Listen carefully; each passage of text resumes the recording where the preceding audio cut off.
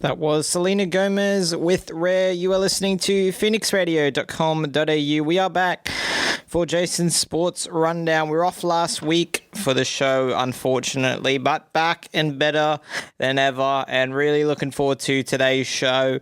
Got an action-packed show for you guys. A reminder of the show for those joining for the very first time. Myself, Jason, will be with you and talking to you from 1 till 3 p.m. to keep you updated, informed and involved in all that's happening in the sporting world, plus keeping you up to date with the music, the news and the weather and everything that's happening in the great state and area of Queensland and Brisbane. A lot of overnight sporting news to cover. We feel like we could be here for a number of hours just talking about that, but to keep you informed on that, Sean Abbott ruled out of the first test match in Perth, even if it was unlikely for him to play. He's suffered a hamstring injury. Hazelwood was also off for scans as well with a hamstring, but has been cleared to play for Perth, so will be all ready and raring to go. Jamie Whincup has announced he'll not be a co-driver in either the 26 or 27 season, with Nick Percat partner Brock Feeney for the Enduros in 26 and 27. Payne Haas $3 million R360 deal rumoured to be on the table, and there's strengthening rumours that he will indeed sign the deal. It's going to be a huge story coming over the next weeks, months, into next year, even possibly. The NRL has announced a number of their important fixture dates. Round 1 fixtures have been released. Magic Round and State of Origin fixtures are all out. The AFL also did release theirs too for the first 16 weeks, so it's all sport at the moment. Some highlights for that. The Eels and the Storm will be playing in round 1 to get us off on Thursday after Las Vegas, obviously. Broncos-Panthers prelim final rematch as well. Raiders, unfortunately, are on the bye for Magic Round. That is hugely disappointing for them.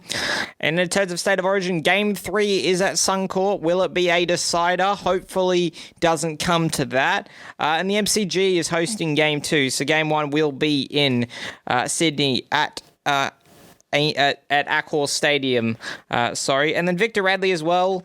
His Ashes and preseason games will count to a 10-game suspension that was handed down by the Roosters, and that will make him eligible to be playing as early as round 6 in next year's competition. That is a lot of sport happening in the world at the moment. So there is so much happening. It's on to today's show, though, and we've got Lachlan's Weekly Report back again, and this one's going to be a pretty good one, so make sure you stick around for that one. Brisbane Roar round number 4 review already into round 4. The A-League is well and truly underway. We'll have the weekly interview segment as well. Plus, we'll be talking about Brazil, wrapping up what was one of the better rounds, might I say, of the entire F1 calendar so far. Coming up soon, though, we'll have the weekly interview for you. Make sure you stick around for that one. It's always a fan favorite here on Jason's Sports Rundown. But right now, you've got Stevie Wonder with Superstition. That was Michael Jackson with Black or White. You are listening to phoenixradio.com.au. This is Jason's Sports Rundown, and the time is 1:14 p.m. Thursday, the 13th of November. It is time for the weekly interview segment, and a few weeks ago, I did actually catch up with the leading business portrait, headshot and branding photographer in Brisbane and Ipswich, Hugh Kedge, to talk a little bit about Creative Co, but also what Hui has been getting up to recently. So take a listen to that. Hi, Hui. How are you doing today? I'm well, thanks, Jason. All right. Firstly, we'll go into a bit about Creative Hearts Co. So you're going to be there all day on Thursday. Kind of what's the plans for that on Thursday? So Creative Hearts Co. is the new art gallery and creativity hub in Greater Springfield. We're located in Brookwater, and we're a community gallery that's led by 3 locals. And it's literally filled with community art. So every month at the moment it's every month, we change up the exhibition so that we get new artists in, new artwork in, and a new theme. And actually this week is the start of our Monochrome Moments exhibition. So the gallery will be filled with black and white and monochrome art. And that'll lead into Movember, which is men's mental health focus, and we'll be running an event on the 20th of November to celebrate that and just start the conversation about men's mental health and creativity. I was reading that you were a featured artist there during September. What did that sort of mean to you to be able to have that happen? Yeah, so the whole purpose of having Creative Hearts Co in the community is because, well, Greater Springfield, is booming and it's growing so fast, but we are missing that arts and culture in our community. So the fact that we now have an art gallery means that people like myself, who is an artist, we get to celebrate our art. And last month, which was September, actually the month before, I literally took over the gallery and filled it with half my artwork and launched my private commission. So I had my art there for a whole month, and then I did an event to launch the fact that I have a private commission service, and that gave me the opportunity to also get a really cool press around that as well. So really celebrating the artists and creativity. Yeah. What are some other people or businesses that you've gotten to work with recently? Recently, so we have, so since we started Creative Hearts Co, officially launched with the pop-up art gallery in December at Orion last year, we've exhibited about 130 plus different artists in the gallery. So all those people got to exhibit, and we sold some art as well, which is fantastic. We also get to work with amazing sponsors. So Springfield City Group have said yes to us and are a major sponsor. So they're just helping us with the space and all the things. And we also have a fantastic business sponsor on board, which is SBAAS, Small Business Advisory Services. And Eric and Trudy have been amazing just to help us structure our business. So it's structured for growth, so that we can, stick around for a long time, as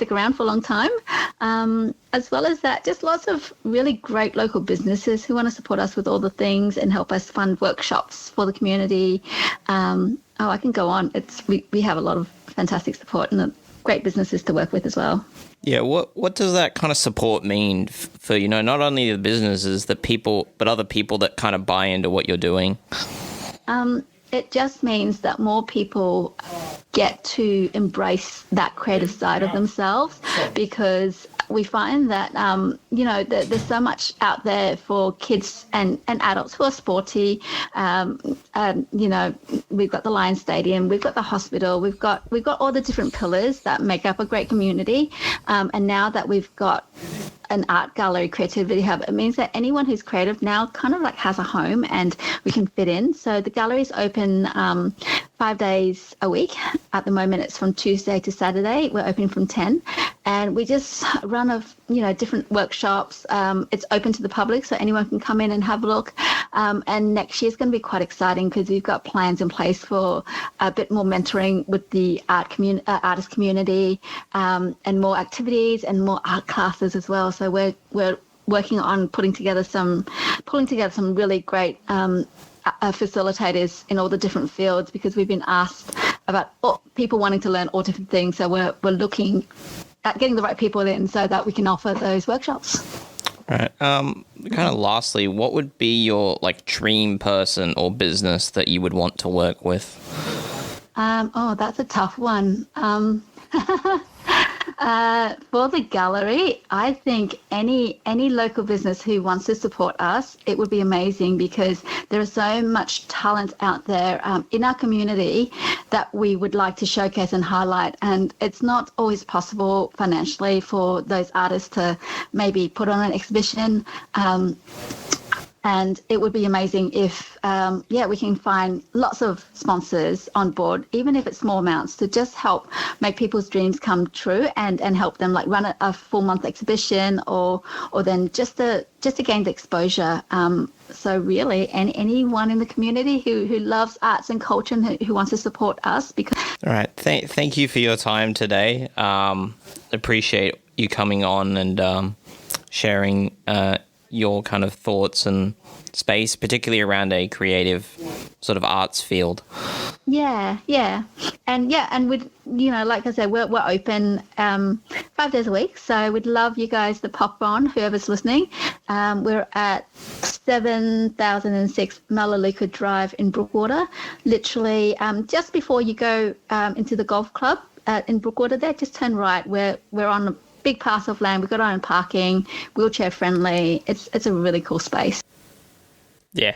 Thank you, Hui, for giving her time a few weeks ago when I sat down with her, and hugely happy to have her part of the show. She's such a big person, particularly in this Ipswich, Springfield area, and the work that she does is really cool for that creative arts community.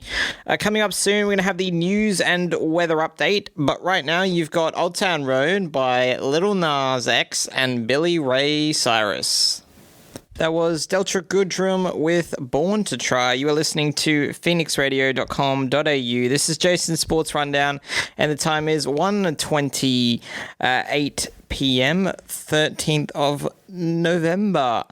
Let's get into your news and weather today. Springfield for you guys mostly sunny with a low of 15 and a high of 29, so make sure you're keeping sun safe. Light winds becoming north to northeast 15 to 25 kilometers towards the middle and later part of the day. In Ipswich, mostly sunny with a low of 14 and a high of 30 as well, keeping sun safe in Ipswich. Light winds becoming west to northwesterly 15 to 20 kilometers in the middle of the day, then turning north to northeasterly 20 to 30 kilometers in the early afternoon. And in Toowoomba, never forget about those in Toowoomba. Low of 11, a high of 27, sunny, light winds becoming northeasterly 15 kilometers to 25 kilometers in the late afternoon, then tending easterly in the evening. There's a medium chance of showers in the west, with a slight chance all around the rest of Toowoomba as well. Now into your news. Queensland Health issues alert after 3 measles cases attended the Jelly Roll concert at the Brisbane Entertainment Centre. Queensland Health confirmed 3 cases of the measles have been linked to the Jelly Roll concert on Friday, October the 24th at the Brisbane Entertainment Centre at Boondall. The contagious spent time in several locations while unknowingly infectious, including on the Gold Coast and the Wide Bay areas. The Brisbane concert was one of several legs in the Jelly Roll's first Australian tour, which also saw a surprise show added in Townsville for the Sunburnt Country Music Festival. The alert comes days after the rapper cancelled his final show in Auckland, New Zealand due to illness. Australia and Indonesia agree on a defence treaty in a watershed moment for the countries. The leaders of Australia and Indonesia will regularly talk throughout regional security risks under a new agreed defence treaty. Prabowo Subianto made his first official visit to Australia as Indonesian Prime Minister on Wednesday. He spent the day in high-level meetings and sightseeing in Sydney with Anthony Albanese, with whom he thrashed out the final details of the Australian-Indonesian Treaty on Common Security, announcing the breakthrough alongside Mr. Subianto in Sydney. The Prime Minister said it was a watershed moment.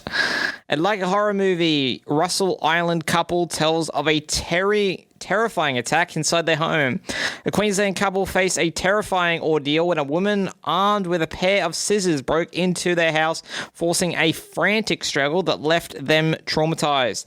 Steve and his wife Jane told Current Affairs that they were just waking up when an intruder appeared in their Russell Island home. CCTV footage captured the chaos as Jane slammed the bedroom door shut, only for the intruder to attack in.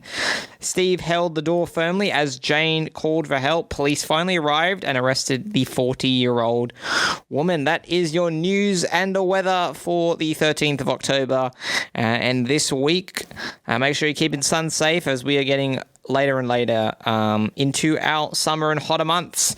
Coming up soon, we'll have the NFL Week 11 preview, but right now you've got the Kid Laroi and Miley Cyrus with Without You.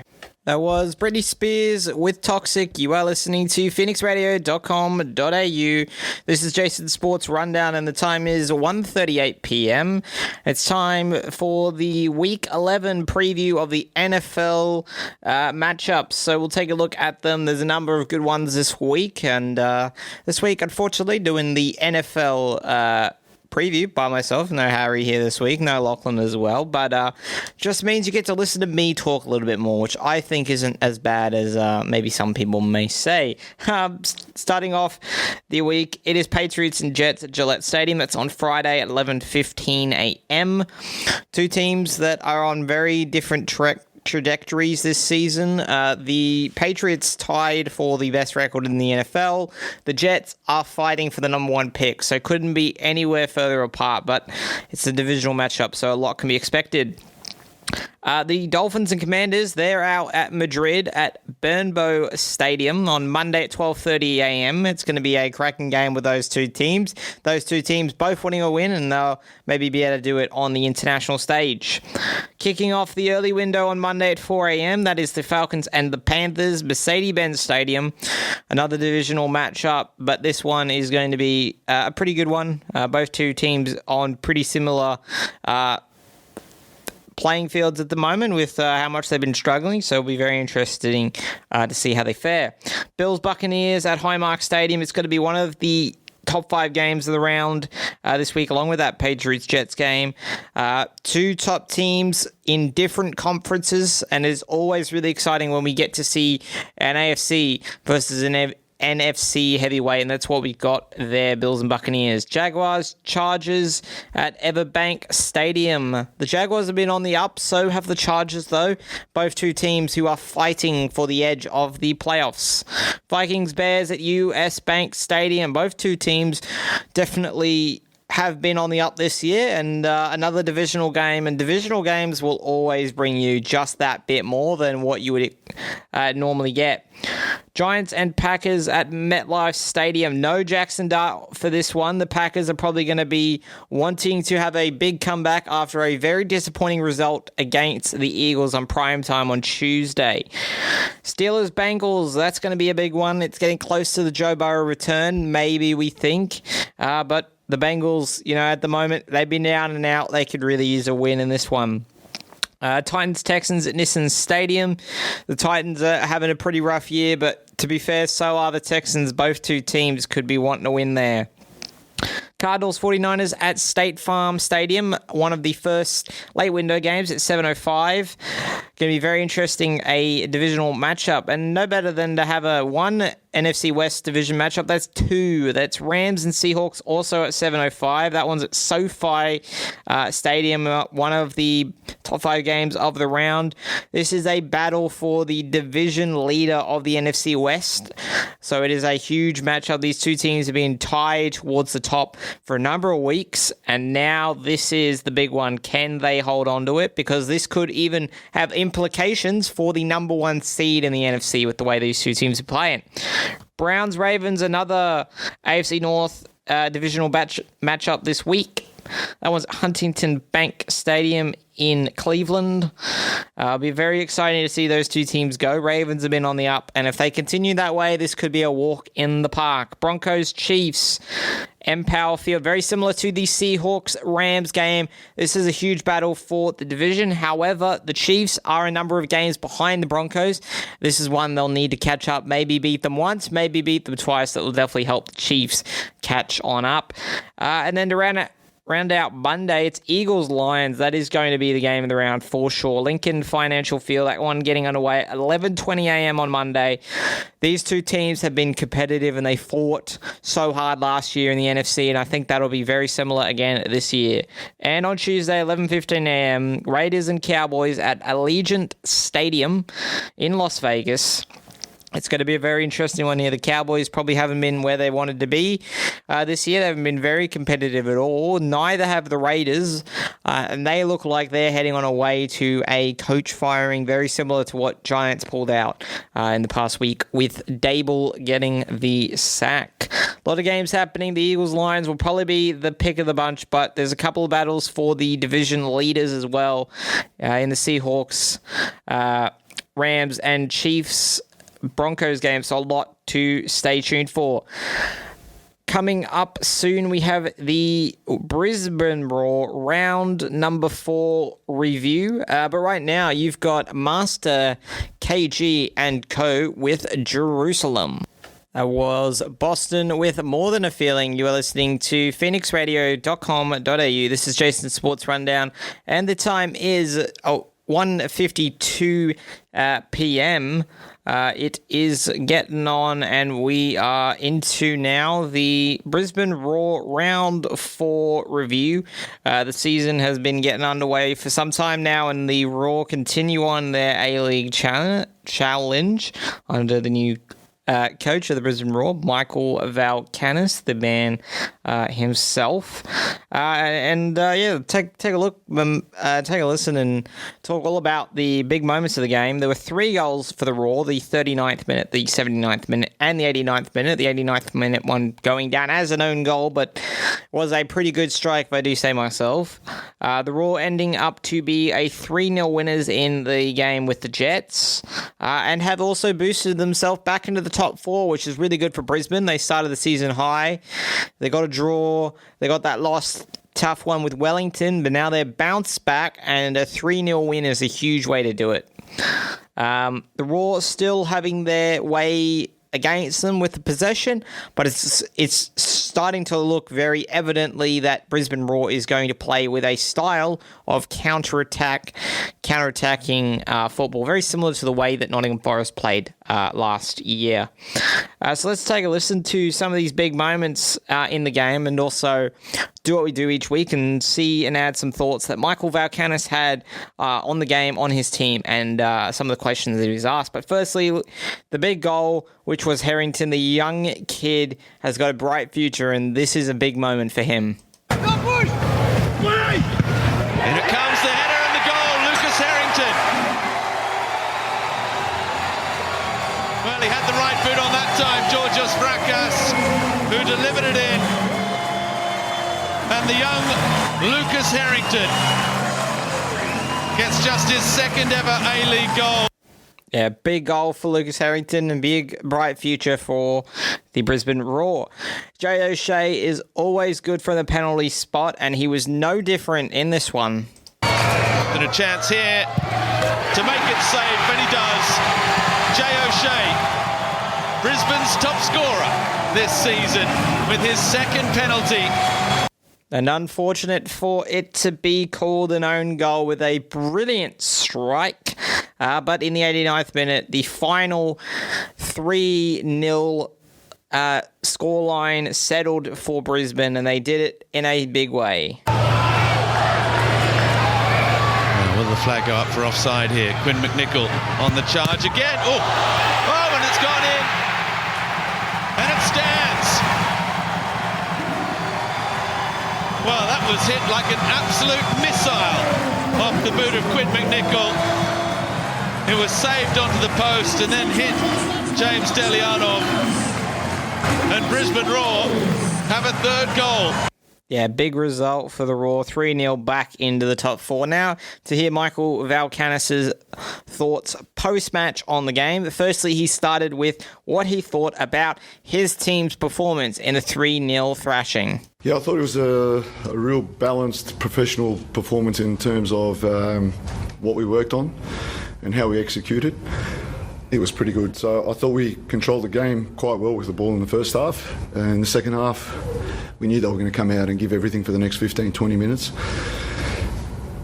But in terms of our defensive structures, I think we also stifled their game plan and the way they play. And that's really important as well in the game. And I've mentioned before that, you know, everyone is on about the aesthetic and with the ball, but I've learnt in Europe, you need to keep clean sheets, you need to work hard. And there was that moment in the game where they did have that momentum that we didn't look like we were going to concede, and we did the hard yards, we worked hard. Like I like to say, we fight. What I mean by that is that, you know, we are there making it very difficult for them. And then, you know, we got out of that period and we got another 2 goals, which was fantastic. And at times, I even said at half time, if we were a little bit more composed in the final third, maybe we would have created even more chances.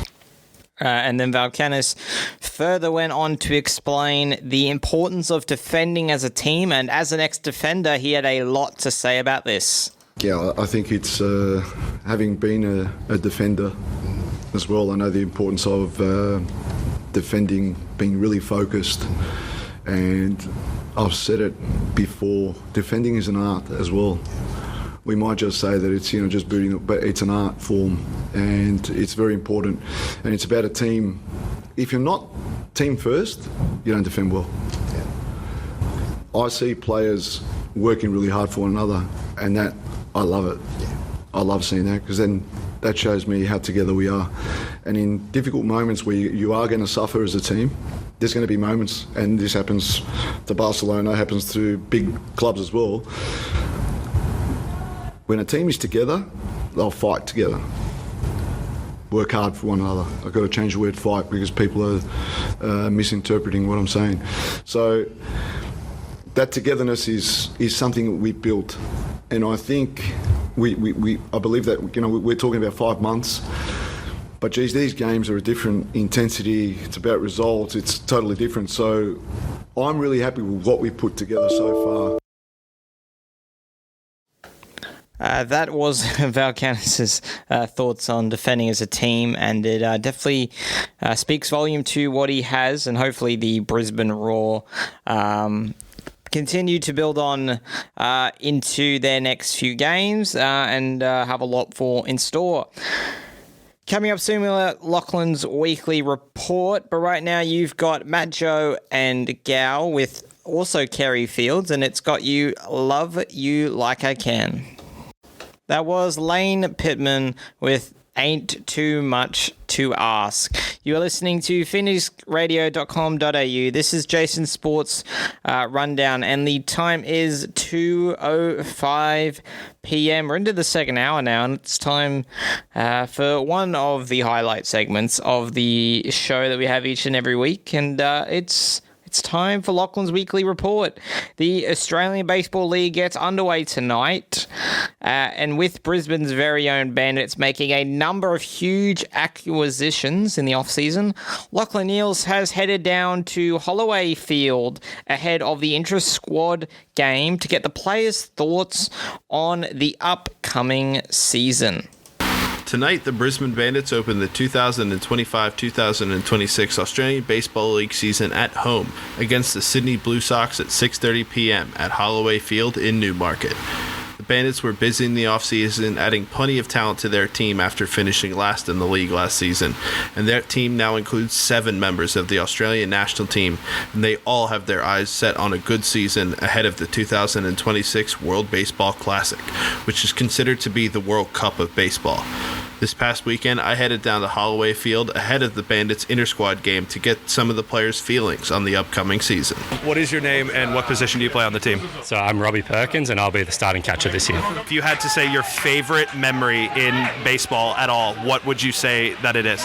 Look, I think on a personal level, it'd definitely be the home run I hit against Korea in the 2023 WBC. High fly ball, left field. Back at the track is Kim. That's gone.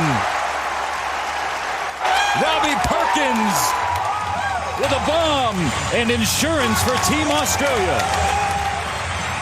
Just preseason, but how does this team stack up with other teams you've played for? Yeah, look, I think on paper we're definitely putting a strong team forward this year.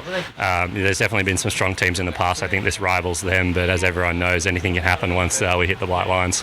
There's another WBC coming up next year. How important do you think it is for Australia's performances there for the next generation of players? Look, it's imperative. We go to these tournaments, and like you said, they might be 5-6 years old and kind of see something in 10 years. They come back and they remember it. You don't know who it's going to impact at any time, so putting our best foot forward, showing that we can do it, giving a pathway to the next generation, it's just something that has to happen for our country. Everywhere else in the world now sees it as the premier tournament. How important is that for the growth of baseball around the world as a whole? Absolutely massive, right? It gives countries like Australia a chance to compete with USA, Japan, show them that we can compete. Every time someone goes out there and sees that it's not a USA, Japan, Dominican Republic that's putting on a show, it just helps the game of baseball. My name is Sam Holland, and I'm one of the pitchers on the team. Holland's pitch to Nas, strike 3 swinging. And Holland with a stare. We're looking really good this year. I was lucky enough to be on the team 10 years ago when we won our first championship, and I definitely believe that the team we have this year has got the calibre of player and coaching staff to be able to get back in that championship pedigree team.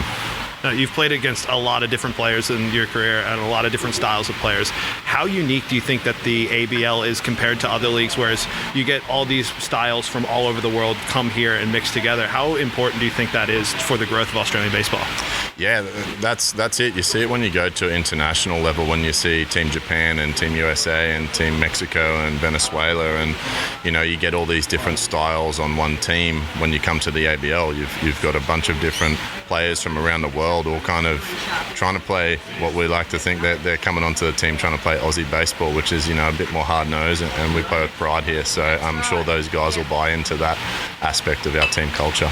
My name's John Kennedy, and I'm a pitcher for the Brisbane Bandits. Here's a pitch. Swing and a miss. Got him.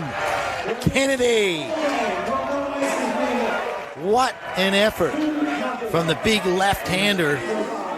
I'm excited for it. I always enjoyed coming up playing at Brisbane as an away club, so I'm really excited to be on the home side this time. Where do you rank the field here at Brisbane Holloway Field compared to some of the other ballparks around the country? Brisbane's probably the nicest field there is. Yeah, it's immaculately maintained. The infield's good, the outfield's good, and the mound's good. I got no complaints about Brisbane. My name is George Khalil, and I'm a infield utility. That ball's lifted high in the air to left. Can Khalil do this? Out of here, home run. It's a 7-5 game on an 0-2 pitch. I know we've put together a really strong team this year. I think as have the other three teams, so it'll be an exciting summer ahead with a little bit of a different league. But we got a great squad, great group of guys. Very excited to get the season going. And do you feel like, obviously, with what's happening around the league, do you feel like that's going to create better quality baseball as, higher level guys have to now go to other teams? Yeah, I think with the league shrinking down a bit, a lot of those players from other teams like myself, we've kind of been in a position where we're now with different teams, and I think all that talent is still within the league, and it's just kind of been condensed down a little bit. But there's a lot of good players in this league, and it'll be a fun summer ahead. What do you say to those people who have never been out here to a baseball game before? Come out and experience it for the first time. It's an awesome family game, family environment, and for those of you that have a little bit of an understanding and background of cricket, it's closer to the Big Bash style, where guys come out looking to hit the ball hard, and it's a bit more fast-paced for the cricket fans out there. So it's an awesome spectacle, and we hope to see everyone out here this year. Look, come on down, try out a game. It's a great atmosphere here, every single week. Try one game, I guarantee you'll love it. You'll be coming back for years. Honestly, just come out and you're going to enjoy it. To me, it's even quicker than T20 cricket, and so if you want to see action, you want to see excitement, come see baseball, because that's where it is. Thank you, Lachlan, for that insightful report. I mean, I hyped it up, and I think it absolutely delivered. The Brisbane Bandits get their season underway, as mentioned, tonight against Sydney. So make sure if you're over at New Farm and you want to see some baseball this year, go and support them. Go and check it out. There is nothing like watching a bit of baseball in Brisbane, and as they mentioned, and the players mentioned it, Brisbane has the nicest field in the country, so why not go ahead and head out there? Yeah, thanks once again, Lachlan, for another insightful report, and I'm sure me and the listeners can't wait to hear what you've got for us next week. If it's just as good as this, we'll be looking pretty good, if I do say myself. Coming up soon, we've got the F1 Brazilian GP review, but right now you've got Shepherd with Thank You. That was Flow Rider and Sia with Wild Ones. You are listening to phoenixradio.com.au. This is Jason's Sports Rundown, and the time is 2:21 p.m. It's time to talk about F1 Brazilian GP, one of the most exciting rounds we've probably seen all year, and it is really getting to the crunch time of the year, which means just getting that much more exciting. We'll take a look at the session results across the week and a number of the big points out of this week There were a number of them, so we'll get straight into it. In practice 1, the top 3 being Norris in P1, Piastri P2, and P3 for Nico Hülkenberg. Was a sprint weekend as well for Brazil, which meant we saw no practice 2, no practice 3. Instead, we see sprint qualifying and the sprint race. So in the sprint qualifying top 10, you got Norris, you got Antonelli, you got Piastri, Russell, Alonso, Verstappen, Stroll, Leclerc, Hadjar, and then Hülkenberg. And the top 8 scoring points in the sprint race for Brazil, you had Norris, Antonelli, Russell, Verstappen, Leclerc, Alonso, Hamilton, and Gasly. Unfortunate result for Piastri in that one, having the DNF as well. So not really helping his weekend. The qualifying for the main race was really exciting to see. Starting out with P1 Norris, P2 Antonelli, P3 Leclerc, P4 Piastri, P5 Hadjar, P6 Russell, Lawson in P7, Behrman P8, Gasly P9, and Hülkenberg in P10. The finishing order was one interesting one. You got drivers all over the place, and a race that had just about everything you could really want from a race. A lot of action, a lot of battles, a lot of great passes, overtakes. The unlucky 3 did not finish the race. Bortoleto, very unfortunate. Leclerc and Hamilton as well.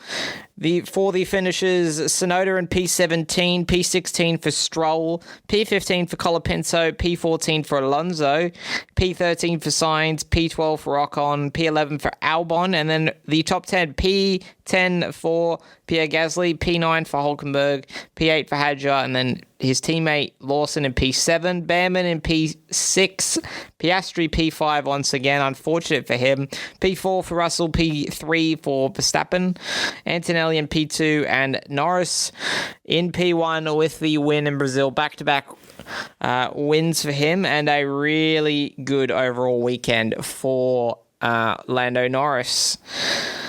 Speaking of that, Lando Norris extending his lead now in the championship from what it was only 1 point last round, and it's 24 now. It's just under a win away.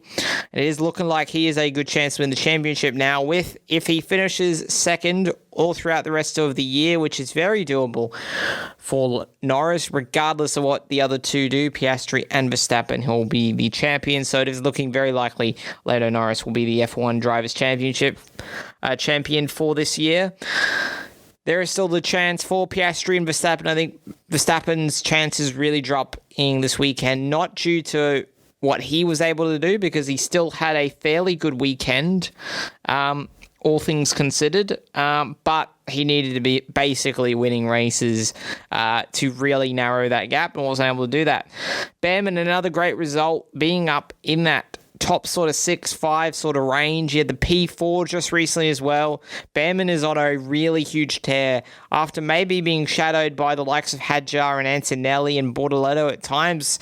It's showing that Behrman is really in this rookie race at the moment. It shows that this might be one of the better rookie classes we've had since the group in 2019 with Albon and Russell and Lando Norris. Racing Bulls with a double points finish, which is huge for them. Liam Lawson doing a massive final stint as well on the mediums, taking them 51 laps, holding on to P7 and even defending against his teammate to do it as well.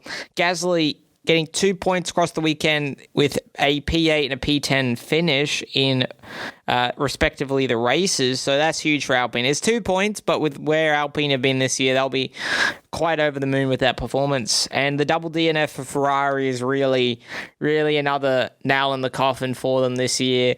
They just don't feel like they've had the best year, and when they look like they're back, they just keep coming down. And very unfortunate as well for the home driving hero of Bortoleto to also have a DNF. It's quite unfortunate for him, and his first ever home race to finish so early as much as he did in that one.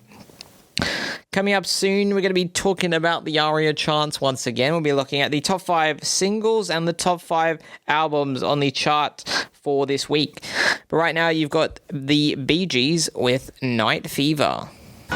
That was Pitbull and Kesha with Timber. You're listening to phoenixradio.com.au. This is Jason Sports Rundown, and the time is 2:33 p.m. The ARIA charts are the official record of the hottest singles and albums in Australia, and every week we take a look at the singles and albums that are sitting top 5 in the charts. We take a look at least through the weeks we've done now, to what changes we get each and every week. Do we get a new song in, new albums? How does it move? Does the number one album or single change? It's a lot to always look at each and every week. It's quite exciting to actually really see. If we really think about it, it is definitely pretty dang cool. Go firstly into the top 5 albums, and making a appearance, it has been a number one album in the past, and it spent 27 weeks in the charts. It is Chrome Buckeye by Tyler, the Creator.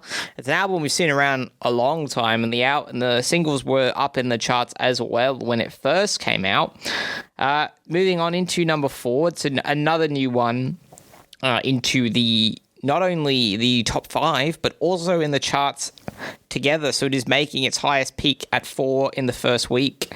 That is Everybody Scream by Florence and the Machine. Into number 3 now. It's been 3 for a number of weeks now, and it's been as high as number 1, 6 weeks in the charts. It's The Art of Loving by Olivia Dean. Into number 2 now, K-pop Demon Hunters by Soundtrack. It's been at number 2 for a number while now. It's been as high as 1 in 20 weeks in the charts. And now number 1. Last week it was the number 1. It is still staying number 1. 5 weeks at number 1. It's The Life of a Showgirl by Taylor Swift. It's been very interesting to see that stick 5 weeks now at the number 1 spot. It doesn't very rarely happen that way, so it's quite exciting, and it's been a big time for ARIA charts. As just next week we have the big ARIA Awards, and the likes of Olivia Dean will be performing, so that's going to be a huge thing. That's a bit of a preview into next week's show, but the big ARIA chart special that we'll have next week for you guys. Now into the top 5 singles, and it's been a very stable top 5 for a number of weeks, but there is a new song in the top 5 this week, and that is coming in the number 5 spot. Last week it was number 6. It's been slowly building its way up, and now it's taken that step into the number 5 spot. It's been as high as number 1. It's 21 weeks in the chart, and if you haven't heard it before, you probably will soon. No Broke Boys by Disco Lines. Now on to number 4, and it is stayed number 4. It's been as high as number 2, and it's 5 weeks now in the charts. That one is Opalite by Taylor Swift. We now move on to number 3. It is staying number 3 for another week. It's been as high as number 1 and now has 19 weeks in the ARIA charts. This one is Golden by Demon Hunters. Now on to number 2. It is also another song that is staying put at number 2. That's its highest point it's been, and it's now got 12 weeks in the charts. This one is Man I Need by Olivia Dean. And now on to our number 1 song in the ARIA charts. It's staying at number 1, 5 weeks at number 1 in the ARIA charts. It's a very impressive achievement in itself. It is The Fate of Ophelia by Taylor Swift. Taylor Swift keeping the number 1 single and album this week. It's been all Taylor Swift the last 5 weeks of the ARIA charts. And coming up soon, we'll have the Premier League Match Week 11 review. But right now, you've got Nelly Ferntoad with Maneater. That was Justin Bieber with What Do You Mean? You are listening to phoenixradio.com.au. This is Jason's Sports Rundown, and the time is 2:47 p.m. It's the Premier League Match Week 11 review, and we're going to get straight into the results and the current table for this week. The results for week 11: Spurs 2, Manchester United 2, Fulham 0, Everton 2, West Ham 3, Burnley 2, Sunderland 2, Arsenal 2, Chelsea 3, Wolves 0, Aston Villa 4, Bournemouth 0, Brentford 3, Newcastle 1, Crystal Palace 0-0 with Brighton, Nottingham Forest 3-1 over Leeds, and Man City winning 3-0 over Liverpool. This has definitely shaken up the table once again, but Arsenal staying at the top even with the draw, 26 points in first, Man City in second with 22, Chelsea 20 with third, Sunderland 19 with fourth, Spurs in fifth with 18, Aston Villa sixth with 18, and Manchester United also 18 points in seventh. Liverpool dropped to eighth and are on 18 points, Bournemouth ninth with 18 points, so a heap of teams on 18. Crystal Palace ran out the top 10 on 17 points, Brighton 16 in 11th, Brentford 12th with 16, and Everton 15 points in 13th. Newcastle 12 points in 14th, Fulham 15th with 11 points, Leeds 16th with 11 points, Burnley 10 points in 17th, West Ham boost up over Nottingham Forest to go to 18th with 10 points. Nottingham Forest though still strong with a win, 9 points in 19th, and Wolves 7 points clear at the bottom of the table in 20th with 2 points. So a big match week. And we'll see how the match week lines up next week in the Premier League for match week number 12. Coming up soon, I'll be concluding the show for you. But right now, you've got Selena Gomez with Boyfriend. That was Mr. Big with To Be With You. You are listening to phoenixradio.com.au. This is Jason's Sports Rundown, and the time is 2:55 p.m., which means it's time to conclude the Jason Sports Rundown for this afternoon. Thank you guys for joining me today, and I hope you guys enjoyed this week's show. Stay tuned for next week's show.